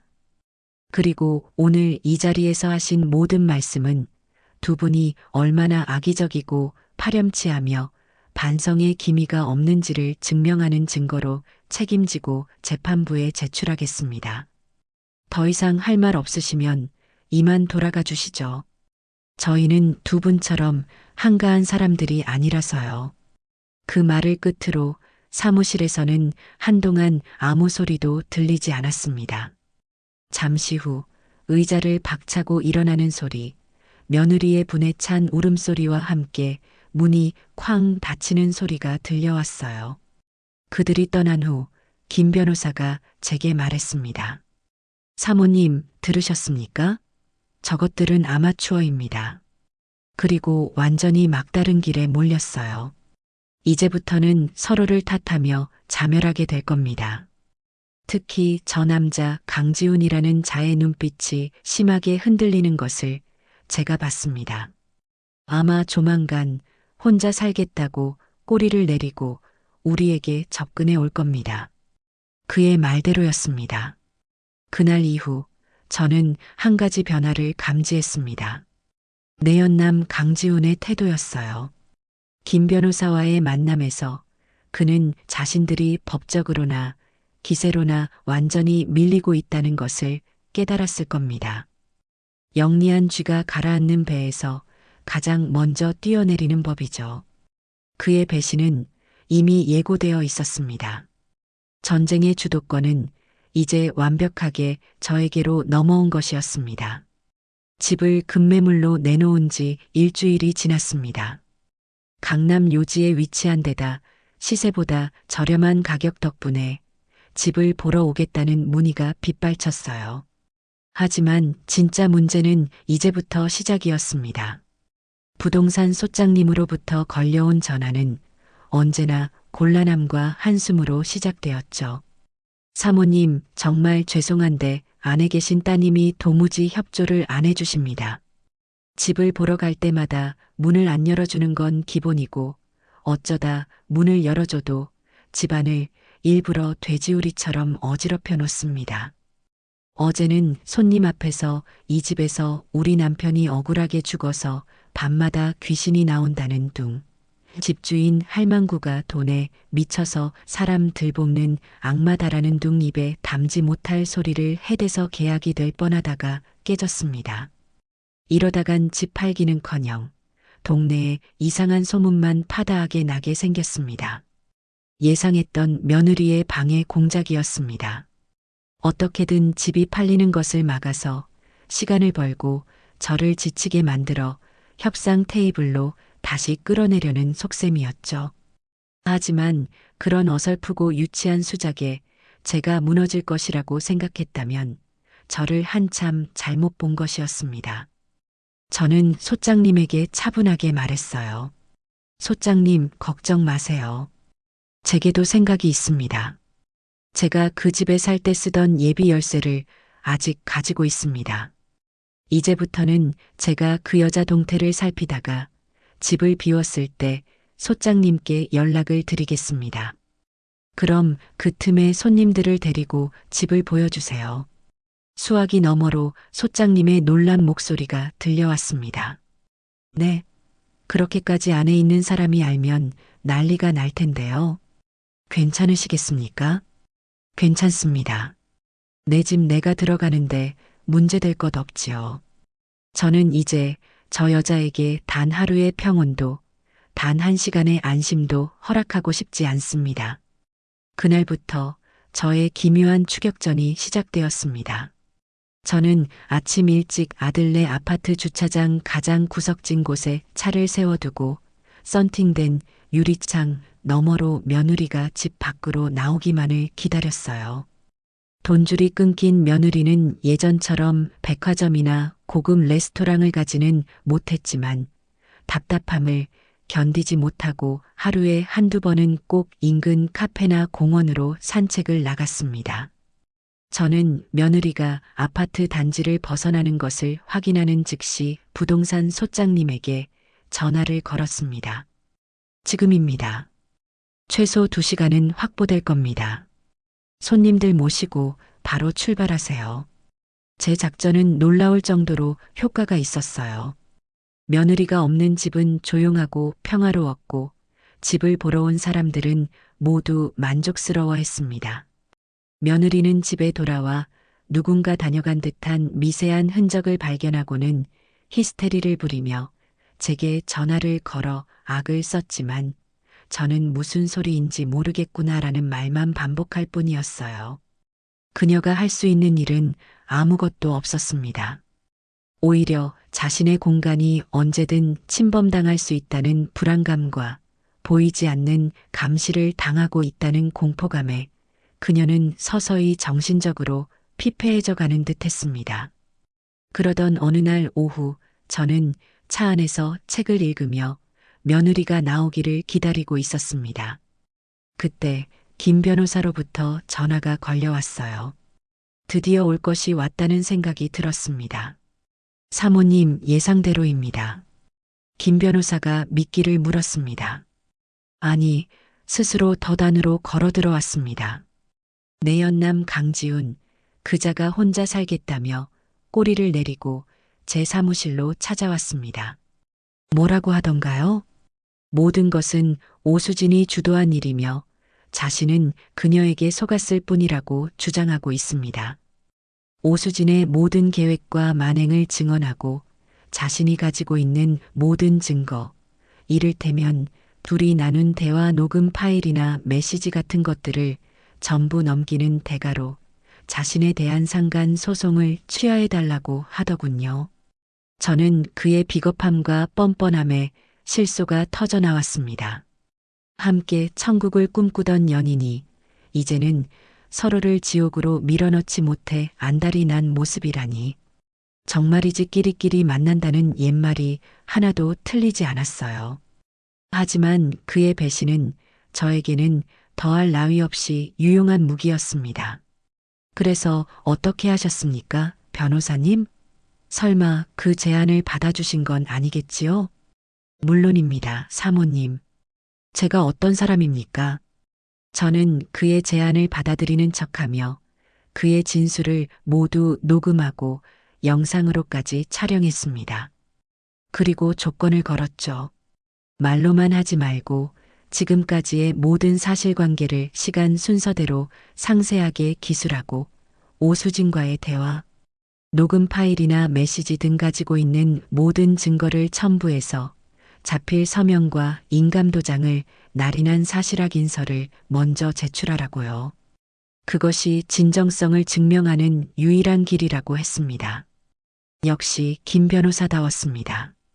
섣불리 그를 용서해주거나 거래하지 않고 그의 배신을 가장 확실하고도 법적인 효력을 가진 증거로 박제해버린 것이었죠. 만약 강지훈이 나중에 법정에서 딴소리를 하더라도 그 자신이 직접 서명하고 인감까지 찍은 이 사실확인서는 그의 발목을 잡는 가장 강력한 족쇄가 될 터였습니다.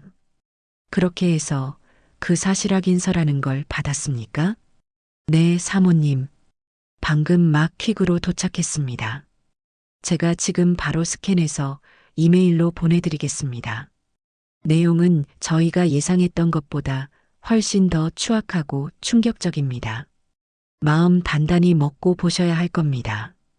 저는 차를 안전한 곳에 세우고 휴대폰으로 김 변호사가 보내준 파일을 열었습니다. 그리고 그 내용을 읽어내려가며 다시 한번 치를 떨어야 했습니다. 거기에는 며느리가 어떻게 계획적으로 돈 많은 집안의 아들인 영준이에게 접근했는지, 어떻게 환심을 사서 결혼에 골인했는지, 결혼 생활 내내 어떻게 아들을 기만하고 재산을 빼돌렸는지, 그리고 결정적으로 아들의 사고 소식을 처음 들었을 때 강지훈에게 전화해 이제 드디어 우리 세상이 왔다. 조금만 기다리면 되라며 기뻐했다는 내용까지 아주 상세하고도 구체적으로 적혀 있었습니다. 강지훈은 자신의 죄를 일이라도 덜기 위해 며느리의 모든 죄를 100으로 부풀려서라도 팔아넘긴 것이었어요. 저는 김 변호사에게 전화를 걸었습니다. 제 목소리는 분노로 가늘게 떨리고 있었어요. 변호사님, 저 남자의 증언은 아주 유용하게 쓰일 겁니다. 하지만 저는 저 남자를 용서해 줄 생각이 추호도 없습니다. 두 사람 모두 똑같은 지옥을 맛보게 해야 합니다. 아니, 그보다 더한 고통을 겪게 만들어야 합니다. 물론입니다, 사모님. 저 역시 그럴 생각입니다. 이 사실확인서는 이제 오수진을 단죄할 결정적 증거로 쓰일 겁니다. 강지훈은 제 손으로 직접 심판대에 올릴 테니 아무 걱정 마십시오. 그는 자신의 비겁함이 자신을 구원해 줄 것이라 믿겠지만 그것이 오히려 자신의 목을 조르는 올가미가 될 것이라는 사실을 곧 깨닫게 될 겁니다. 바로 그날 오후 기적처럼 부동산 소장님에게서 전화가 걸려왔습니다. 사모님, 계약하겠다는 분이 나타났습니다. 며칠 전 집을 보고 가셨던 젊은 신혼부부인데 집이 마음에 쏙 든다며 시세대로 가격을 치르겠다고 합니다. 대신 결혼 날짜가 잡혀 있어서 이사 날짜를 최대한 빨리 잡고 싶어 합니다. 모든 것이 마치 잘 짜인 각본처럼 완벽하게 맞아떨어지고 있었습니다. 저는 한치의 망설임도 없이 말했습니다. 좋습니다. 그렇게 하세요. 계약금은 오늘 바로 받고 잔금 날짜는 한 달 뒤로 잡아주세요. 계약서에 잔금일까지 현 거주자 퇴거 완료 및 명도 책임은 매도인이 진다는 조항을 반드시 특약으로 넣어주시고요. 그날 저녁 저는 부동산 사무실에서 매매 계약서에 도장을 찍었습니다. 종이 위에 찍힌 제 이름 세 글자가 며느리에 대한 사형 선고문처럼 보였습니다. 이제 그녀가 버틸 수 있는 시간은 정확히 한 달. 그 시간 동안 저는 그녀가 가진 마지막 한 조각의 희망까지 모두 빼앗아올 참이었습니다. 아들의 집을 팔았다는 사실에 대한 슬픔보다는 드디어 이 지긋지긋한 공간을 정화하고 아들의 기억을 온전히 구해낼 수 있다는 안도감이 더 크게 밀려왔습니다. 이제 이 길고 긴 전쟁의 끝이 어렴풋이 보이기 시작했습니다. 아파트 매매 계약서에 명시된 잔금일, 즉 며느리가 집을 비워줘야 하는 법적인 마지막 날이 밝았습니다. 저는 혹시나 하는 마음에 아침 일찍 김 변호사와 함께 아들네 집을 찾아갔습니다. 하지만 역시나 집은 안에서 쇠사슬까지 걸린 채 굳게 잠겨 있었고 안에서는 아무런 인기척도 느껴지지 않았어요. 며느리는 마지막까지 버티는 쪽을 가장 어리석고도 비참한 방법을 선택한 겁니다. 아마 일말의 희망을 품고 있었을지도 모르죠. 제가 마음이 약해져서 혹은 새로운 집주인이 젊은 신혼부부이니 어떻게든 사정을 봐주고 동정해 줄지도 모른다고요. 하지만 그것은 이 세상에서 가장 크나큰 착각이었습니다. 변호사님, 이제 어떻게 해야 합니까? 제 질문에 김 변호사는 이미 모든 것을 예상했다는 듯 차분하게 대답했습니다. 걱정 마십시오, 사모님. 이미 모든 준비는 끝났습니다. 계약과 동시에 명도 소송을 제기해서 오늘 날짜로 승소 판결을 받아두었습니다. 지금 바로 법원 집행관실에 연락해서 강제 집행 절차를 밟겠습니다. 오늘은 예고에 불과하고 아마 내일 아침이면 모든 것이 끝날 겁니다. 김 변호사는 곧바로 법원에 연락을 취했습니다. 법의 톱니바퀴는 제가 생각했던 것보다 훨씬 더 빠르고 무섭고 그리고 정확하게 돌아갔어요. 이미 모든 서류가 준비되어 있었기에 강제 집행 영장은 그날 오후에 바로 발부되었습니다.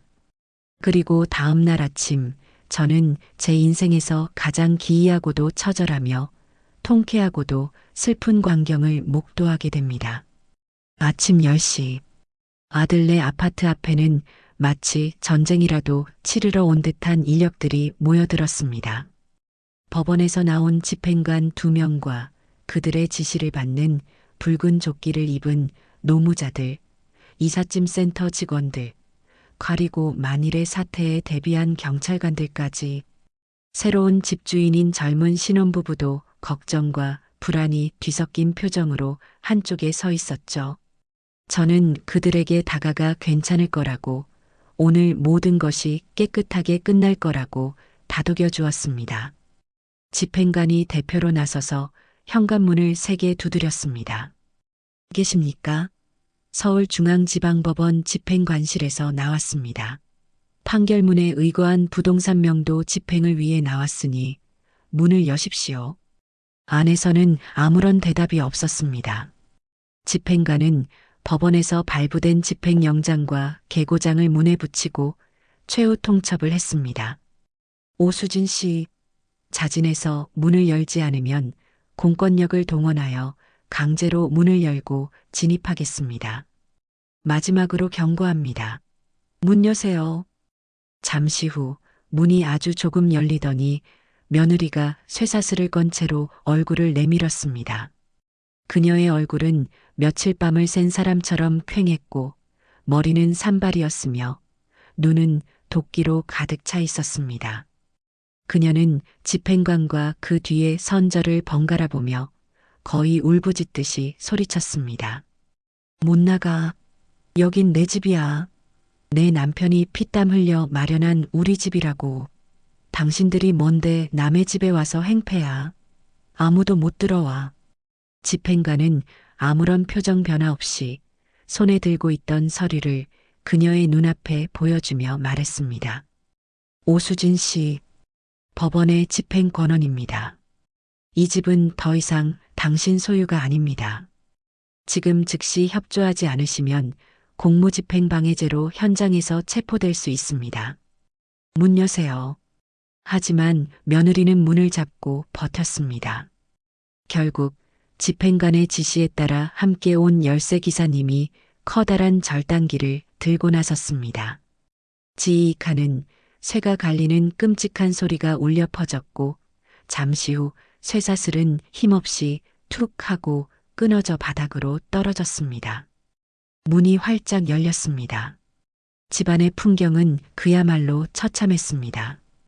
거실에는 쓰레기와 옷가지, 빈 배달음식 용기들이 발 디딜 틈 없이 나뒹굴고 있었고 며느리는 그 한가운데 주저앉아 넋이 나간 사람처럼 중얼거리고 있었죠. 그녀는 이 모든 것이 현실이라는 것을 믿고 싶지 않은 듯 했습니다. 집행관이 안으로 들어서며 차가운 목소리로 집행 시작을 선언했습니다. 지금부터 강제 집행을 시작하겠습니다. 이 집안에 있는 모든 유체 동산을 집행 목적물에서 제외하고 밖으로 반출합니다. 그 말이 신호탄이었습니다. 붉은 조끼를 입은 노무자들이 일사불란하게 집 안으로 들어와 눈에 보이는 모든 물건들을 밖으로 드러내기 시작했어요.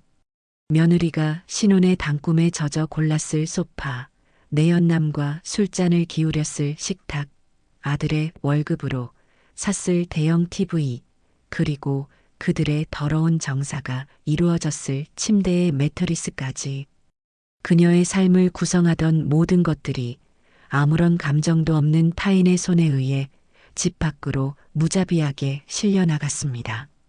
안 돼. 만지지 마. 그거 내 거야. 내 거라고. 며느리는 그제야 현실을 깨달았는지 미친 사람처럼 소리를 지르며 노무자들에게 달려들었습니다. 하지만 옆에 대기하고 있던 여자 경찰관 2명이 그녀의 양팔을 단단히 붙잡아 제지했어요. 그녀는 힘없이 주저앉아 자신의 살림살이가 아파트 복도를 거쳐 엘리베이터에 실려 1층으로 그리고 길바닥에 폐기물처럼 쌓여가는 광경을 망연자실하게 바라볼 수밖에 없었습니다. 아파트 복도에는 소란을 듣고 나온 이웃 주민들이 하나둘 모여들어 그 광경을 수군거리며 지켜보고 있었죠. 며느리가 그토록 지키고 싶어 했던 마지막 자존심과 체면이 백주대낮에 만천하 앞에서 산산조각 나고 있었습니다. 마지막으로 침실과 옷방의 물건들이 나올 차례였습니다.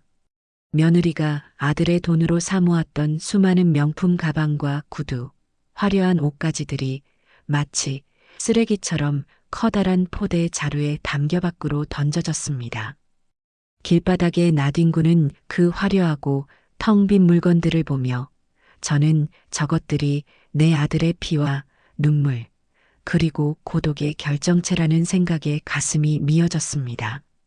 모든 짐이 밖으로 나온 후 텅 빈 집안을 확인한 집행관은 며느리에게 다가가 마지막 통보를 했습니다.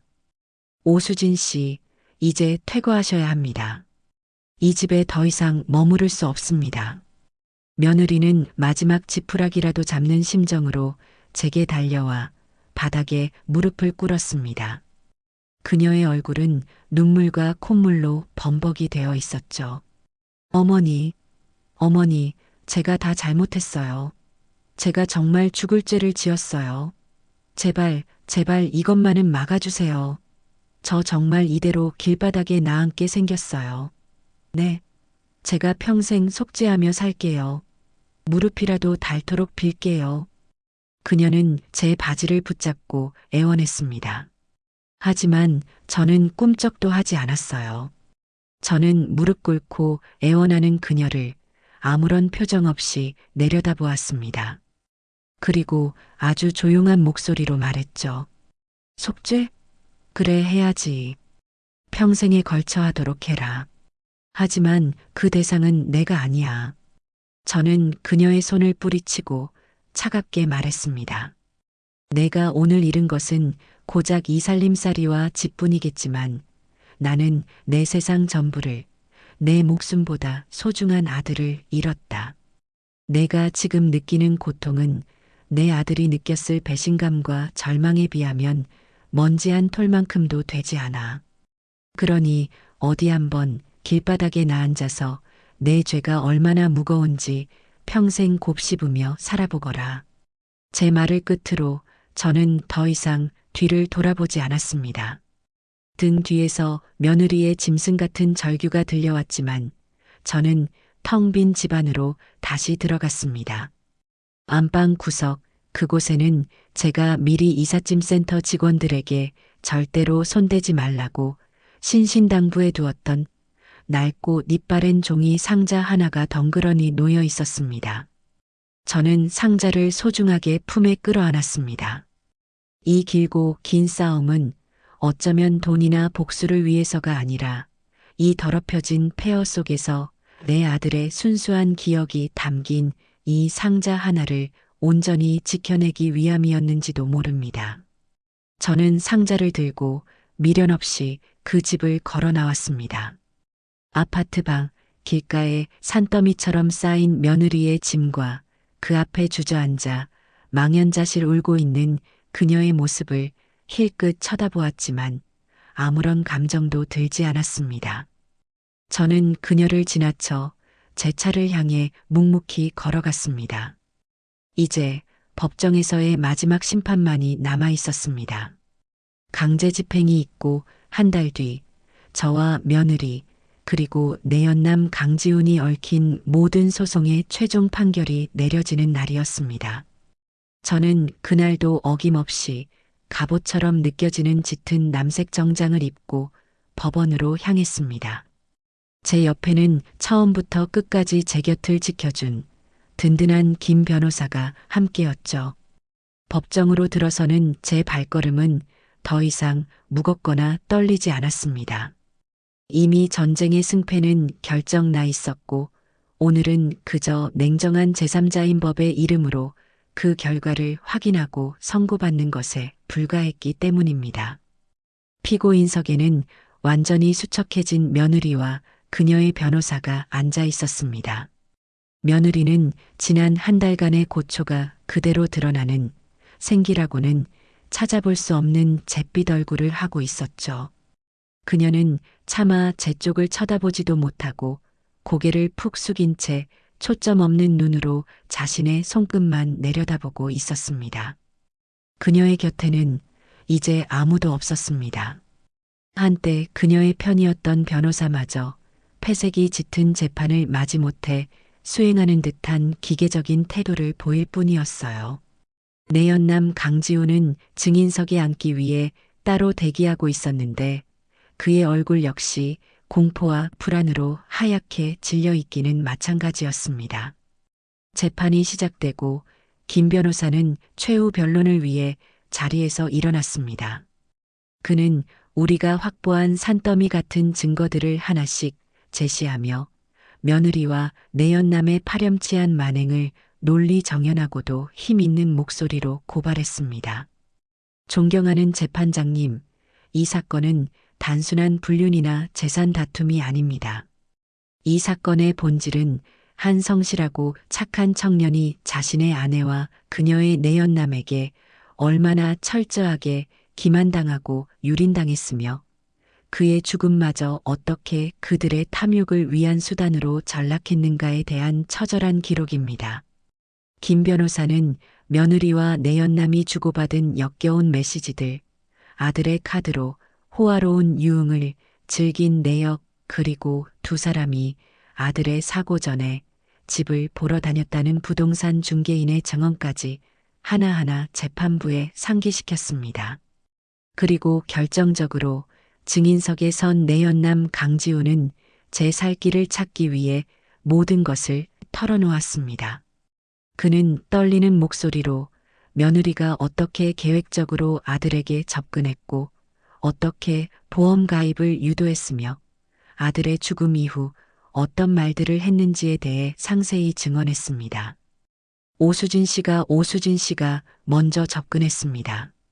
남편과의 관계는 이미 오래전에 끝났다고 쇼인도 부부일 뿐이라고 했습니다. 저를 사랑한다고 저와 새로운 삶을 살고 싶다고 했습니다.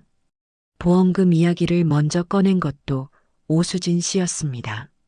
남편 앞으로 거액의 보험이 들어있으니 그것만 받으면 우리는 아무 걱정 없이 살 수 있다고 저는 정말 그녀의 말을 믿었습니다. 그녀에게 속은 겁니다. 재판장님. 그의 비겁하고 자기 합리화로 가득 찬 증언을 들으며 며느리는 숙였던 고개를 들고 배신감과 경멸이 뒤섞인 눈으로 그를 노려봤습니다. 한때 서로의 몸을 탐하고 사랑을 속삭였을 두 남녀가 이제는 서로를 지옥으로 밀어 넣지 못해 안달이 난 짐승처럼 법정에서 추악한 민낯을 드러내고 있었습니다. 저는 그저 무표정하게 그 광경을 지켜볼 뿐이었습니다. 모든 변론이 끝나고 드디어 판사가 판결문을 읽어 내려가기 시작했습니다. 법정 안에 모든 사람들이 숨을 죽였고 재판정에는 판사의 낮고 엄중한 목소리만이 울려 퍼졌습니다. 주문. 첫째, 피고 오수진과 피고 강지우는 연대하여 원고 박선재에게 정신적 손해에 대한 위자료로 금 2억 원을 지급하라. 2억 원. 제가 청구했던 금액이 거의 그대로 인용되었습니다. 방청석에서 작게 술렁이는 소리가 들렸습니다. 둘째, 망 김영준의 사망으로 인하여 피고 오수진에게 지급될 예정이었던 땡땡생명 사망보험금에 대하여 피고 오수진의 혼인 기간 중의 행위는 부부간의 신의성실 의무를 중대하게 위반한 것으로 판단되는 바, 이는 민법 제14조 상속 결격 사유에 준하는 중대한 사유에 해당한다고 봄이 상당하다. 따라서 피고 오수진의 상속인으로서의 자격을 인정하지 아니하며 해당 보험금에 대한 권리는 차순위 상속인인 직계존속 원고 박선재에게 있음을 확인한다. 판결이 내려지는 순간 며느리의 입에서 아하는 짧은 탄식이 터져 나왔습니다. 그녀가 그토록 손에 쥐고 싶어 했던 제 아들의 목숨값과도 같은 수억 원의 돈이 완벽하게 제게로 돌아온 것이었습니다. 셋째, 원고의 나머지 청구는 기각하고 소송 비용은 그 내용과 성질에 비추어 피고들이 전부 부담한다. 이상. 판사가 판결봉을 두드리는 소리가 법정 안에 명료하게 울려 퍼졌습니다. 땅, 그것은 제 아들의 억울함을 풀어주는 소리이자 저 파렴치한 자들에 대한 사회적, 법적 사형 선고와도 같은 소리였습니다. 판결이 끝나자마자 며느리는 그 자리에 주저앉아 실성한 사람처럼 울부짖었습니다. 그녀의 변호사조차 그녀를 위로하지 못하고 난처한 표정으로 서류만 챙기고 있었어요. 결국 그녀는 법정 경위들에게 거의 끌려나가다시피 법정을 떠나면서까지 제게 악에 박친 저주를 퍼부었습니다. 저는 아무런 대꾸도 하지 않고 조용히 자리에서 일어나 법정을 빠져나왔습니다. 법원 계단을 내려오는데 눈부신 햇살이 쏟아져 눈이 시렸습니다. 김 변호사가 제 옆에서 환하게 웃으며 말했습니다. 사모님, 정말 고생 많으셨습니다. 우리가 이겼습니다. 완벽한 승리입니다. 하늘에 있는 영준이도 분명 기뻐할 겁니다. 네, 알고 있습니다. 그동안 정말 고생 많으셨습니다. 변호사님. 저는 애써 미소를 지으며 고개를 끄덕였지만 사실 제 마음은 기쁨으로 가득 차 있지 않았습니다. 길고 길었던 싸움이 끝났는데 처절한 복수에 성공했는데 왜일까요? 마음 한구석이 뻥 뚫린 것처럼 공허하고 허무했습니다. 마치 몇 날 며칠을 앓고 난 뒤에 깊은 탈진 상태 같았어요. 저는 그제야 깨달았습니다. 복수는 결코 죽은 아들을 되살릴 수 없으며 제 마음의 깊은 상처를 완벽하게 치유해 줄 수도 없다는 것을요.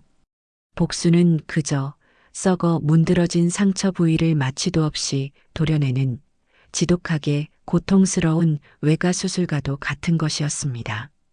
상처를 도려냈으니 이제부터는 오롯이 남은 흉터를 평생 안고 살아갈 일만 남은 것이죠. 며칠 뒤 김 변호사를 통해 두 사람의 소식을 전해 들었습니다. 며느리 오수진은 거액의 위자료와 소송 비용을 감당하지 못해 결국 개인 파산을 신청했고 가족과 친지들에게도 모두 외면받아 찜질방 등을 전전하며 비참하게 살고 있다는 소식이었습니다. 내연남 강지훈 역시 불륜과 소송 사실이 다니던 대기업에 알려지면서 불명예스럽게 해고당했고 위자료 압박에 시달리다 가족과도 연이 끊겼다고 했습니다. 그들은 자신들이 저지른 죄의 대가를 사회적으로 그리고 경제적으로 톡톡히 치르고 있었죠. 하지만 그들의 파멸 소식은 제게 어떤 통쾌함도 주지 못했습니다. 저는 집으로 돌아와 먼지 하나 없이 깨끗하게 닦아둔 아들의 사진 앞에 섰습니다. 그리고 그 옆에 법원에서 받아온 차가운 판결문을 놓아두었어요. 영준아, 엄마가 이겼어. 내 억울함, 엄마가 다 풀어줬어. 이제는 정말 다 끝났어. 사진 속 아들은 여전히 세상에서 가장 환한 미소로 저를 바라보고만 있었습니다. 그 웃음을 보자 그동안 독하게 억눌러왔던 눈물이 다시 한번 복물처럼 터져 나왔습니다. 복수는 끝났지만 아들은 돌아오지 않았습니다. 그리고 제게는 아들이 남긴 피와 눈물로 얼룩진 거액의 돈과 앞으로 어떻게 살아가야 할지 막막하기만 한 길고 긴 시간만이 덩그러니 남아 있었습니다. 깊고 깊은 공허함 속에서 저는 한참 동안 아들의 사진만 하염없이 바라보고 있었습니다. 제 시간은 멈춰버렸습니다. 지난 몇 달간 제 삶을 이끌어온 것은 오직 복수라는 단 하나의 목표였습니다. 아침에 눈을 뜨면 김 변호사와 통화할 내용을 정리했고, 낮에는 탐정의 보고서를 분석했으며, 밤에는 며느리와 내연남에게 어떤 고통을 안겨줄 수 있을지 계획을 세웠습니다. 제 모든 세포는 오직 전쟁을 위해 존재했고, 분노는 저를 살게 하는 유일한 연료였어요. 그런데 이제 그 모든 것이 끝났습니다. 적들은 패배했고, 전쟁은 저의 완벽한 승리로 막을 내렸습니다. 하지만 승리의 깃발 아래 남겨진 것은 광활한 공허함 뿐이었습니다. 저는 며칠 동안 집 밖으로 한 발짝도 나가지 않았습니다. 김 변호사가 여러 번 전화를 걸어왔지만 그저 괜찮다는 말만 반복하고 끊었어요. 식욕도 없었고 잠도 오지 않았습니다. 멍하니 소파에 앉아 창밖을 바라보다가 해가 지고 뜨는 것을 그저 지켜볼 뿐이었습니다. 제 통장에는 제가 평생 만져본 적 없는 거액의 돈이 찍혀 있었습니다. 아들의 집을 판 돈, 아들의 사망보험금, 그리고 며느리와 내연남에게서 받아낸 위자료까지. 사람들은 이제 그 돈으로 편안한 노후를 보내면 되지 않겠냐고 했지만 제게 그 돈은 숫자로 이루어진 거대한 무덤처럼 느껴졌습니다. 그 돈에서는 피비린내가 나는 것 같았어요. 제 아들의 피, 그리고 제 눈물의 냄새가 뒤섞인 저주받은 돈처럼 느껴져 손뗄 엄두조차 나지 않았습니다. 그러던 어느 날 밤 저는 강제집행날 되찾아온 아들의 낡은 상자를 다시 열었습니다. 그 안의 물건들을 하나하나 꺼내보며 아들과 함께했던 시간들을 더듬어 올라갔어요. 삐뚤빼뚤한 글씨로 쓴 첫 편지, 어버이날 달아주었던 조화 카네이션, 그리고 친구들과 어깨동무를 하고 환하게 웃고 있는 졸업 앨범. 그것들을 보고 있자니 복수심에 불타던 제 모습이 부끄러워졌습니다. 내 아들은 이렇게나 밝고 선한 아이였는데 나는 그 아들의 어미가 되어 증오와 복수심에 스스로를 괴물로 만들어버렸구나.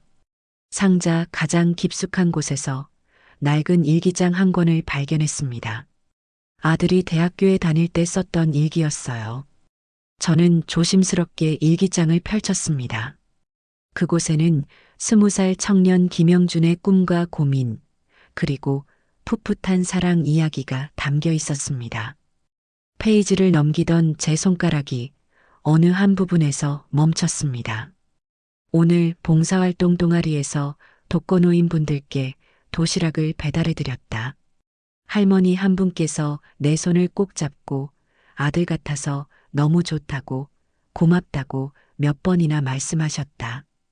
돌아오는 길에 기분이 이상했다. 돈을 많이 벌어서 성공하는 것도 좋지만 나는 그냥 이렇게 다른 사람에게 작은 도움이 되고 따뜻한 말을 건넬 수 있는 사람으로 늙어가고 싶다는 생각이 들었다. 그게 진짜 행복 아닐까? 저는 그 구절을 몇 번이고 반복해서 읽었습니다. 눈물이 왈칵 쏟아져 일기장을 적셨어요. 그랬지. 우리 아들은 이런 아이였지. 늘 자신보다 남을 먼저 생각하고 작은 것에도 감사할 줄 아는 따뜻한 아이였지.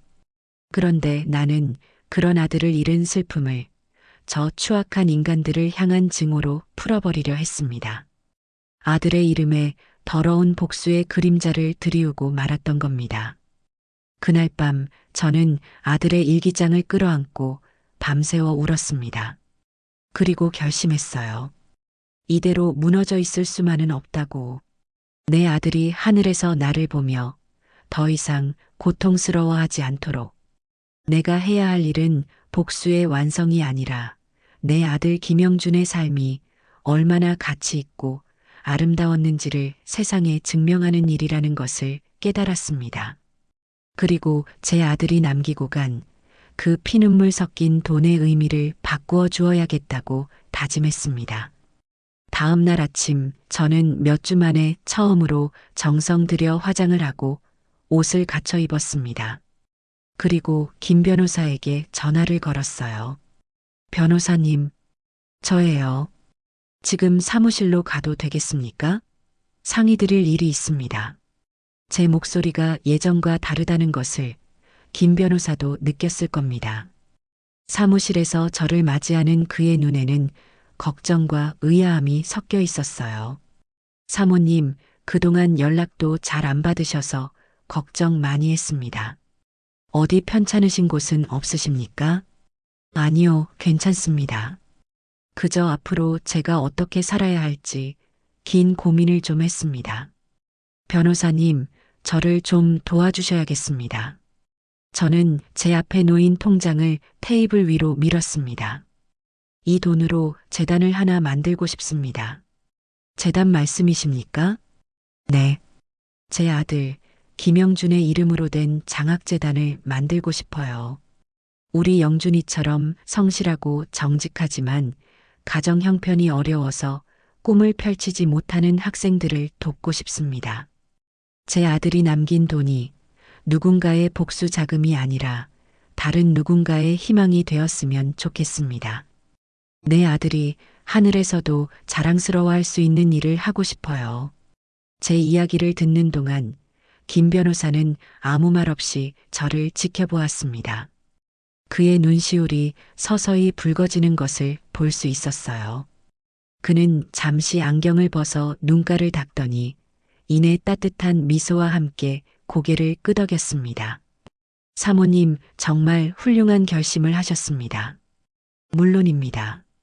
제가 사모님의 뜻을 이룰 수 있도록 법률적인 절차부터 시작해서 제가 가진 모든 힘을 다해 돕겠습니다. 아마 하늘에 있는 영준이가 누구보다 기뻐할 겁니다.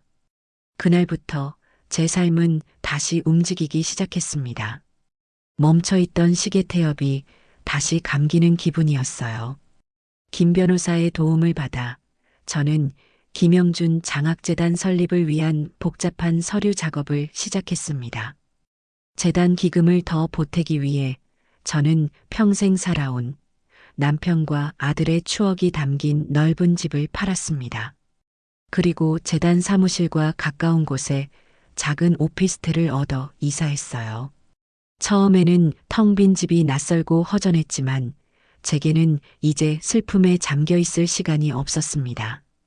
재단 사무실은 크지 않았습니다. 책상 2개와 작은 회의 테이블이 전부인 소박한 공간이었죠.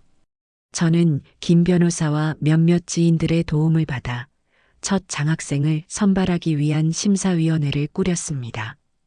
전국 각지에서 보내온 학생들의 지원서를 읽는 밤은 제 인생에서 가장 경이로운 시간이었습니다. 어려운 환경 속에서도 좌절하지 않고 자신의 꿈을 향해 나아가는 학생들의 이야기는 제 메마른 마음에 단비처럼 스며들었습니다. 저는 그들의 자기소개서 한 글자 한 글자에서 제 아들 영준이의 모습을 보았습니다. 몇 달 후 저희는 첫 번째 장학금 수여식을 열었습니다. 장학생으로 선발된 5명의 학생과 그 부모님들을 모시고 작은 사무실에서 조촐하게 치른 행사였어요. 저는 재단 이사장으로서 학생들에게 장학 증서를 수여했습니다. 떨리는 목소리로 제가 준비한 인사말을 읽어내려갔어요. 이 장학금은 여러분보다 조금 먼저 세상을 떠난 김영준이라는 아주 따뜻하고 선한 청년이 여러분에게 주는 선물입니다. 부디 이 선물을 받고 여러분의 꿈을 마음껏 펼치시길 바랍니다. 그리고 훗날 여러분이 사회의 훌륭한 일원이 되었을 때 오늘 받은 이 따뜻함을 또 다른 누군가에게 나누어 줄 수 있는 사람이 되어 주십시오. 하늘에 있는 제 아들도 그것을 가장 기뻐할 겁니다. 제 말이 끝나자 한 여학생이 대표로 나서서 제게 감사 편지를 읽어주었습니다. 이사장님, 그리고 김영준 선배님께 저희에게 이런 귀한 기회를 주셔서 정말 감사합니다. 저희는 결코 이 고마움을 잊지 않고 선배님의 목까지 더 열심히 공부하고 더 치열하게 살아서 세상의 빛과 소금이 되는 사람이 되겠습니다. 정말 감사합니다. 학생의 진심 어린 목소리에 저는 끝내 참았던 눈물을 흘리고 말았습니다. 하지만 그 눈물은 더 이상 슬픔이나 분노의 눈물이 아니었어요. 감사와 희망, 그리고 제 아들에 대한 벅찬 그리움이 담긴 따뜻한 눈물이었습니다. 저는 그 순간 깨달았습니다. 이것이 제 복수의 진정한 완성이라는 것을, 증오의 사슬을 끊고 사랑과 나눔의 씨앗을 심는 것. 그것이야말로 저 추악한 인간들에게 내릴 수 있는 가장 완벽한 복수이자 내 아들의 이름을 영원히 빛나게 하는 길이라는 것을요. 그 후로 몇 년의 시간이 흘렀습니다. 김영준 장학재단은 조금씩 성장해서 더 많은 학생들의 꿈을 응원하는 든든한 버팀목이 되어 주었습니다. 저는 매일 아침 재단 사무실로 출근해서 학생들의 편지를 읽고 새로운 사업을 구상하는 것으로 하루를 보냅니다. 제 삶은 그 어느 때보다 바쁘고 또 의미 있는 시간들로 채워져 갔어요. 물론 문득문득 아들이 보고 싶어 가슴이 텅 비는 것 같은 날도 있습니다. 하지만 이제는 주저앉아 울고만 있지 않아요. 그럴 때마다 저는 재단 벽에 걸린 우리 장학생들의 환한 웃음이 담긴 사진들을 바라봅니다. 그들의 웃음 속에서 저는 제 아들 영준이의 미소를 봅니다. 아들은 죽어서 사라진 것이 아니라 저렇게 많은 젊은이들의 꿈속에서 함께 살아 숨쉬고 있었던 겁니다. 얼마 전에는 우연히 신문사회면에서 익숙한 이름을 발견했습니다. 작은 회사를 차려 투자 사기를 치다 구속된 남자의 이름. 강지훈이었습니다. 또 다른 기사에서는 공원 벤치에서 노숙 생활을 하던 여성이 발견되었는데 그녀가 바로 오수진이라는 내용도 보았어요. 그들은 결국 자신들의 탐욕이 만들어낸 지옥 속에서 벗어나지 못한 것이었죠. 저는 그 기사들을 아무런 감정 없이 읽고 묵묵히 신문을 덮었습니다. 그들은 이제 제 인생의 완벽한 타인이었고 그들의 파멸은 제게 어떤 감흥도 주지 못했습니다.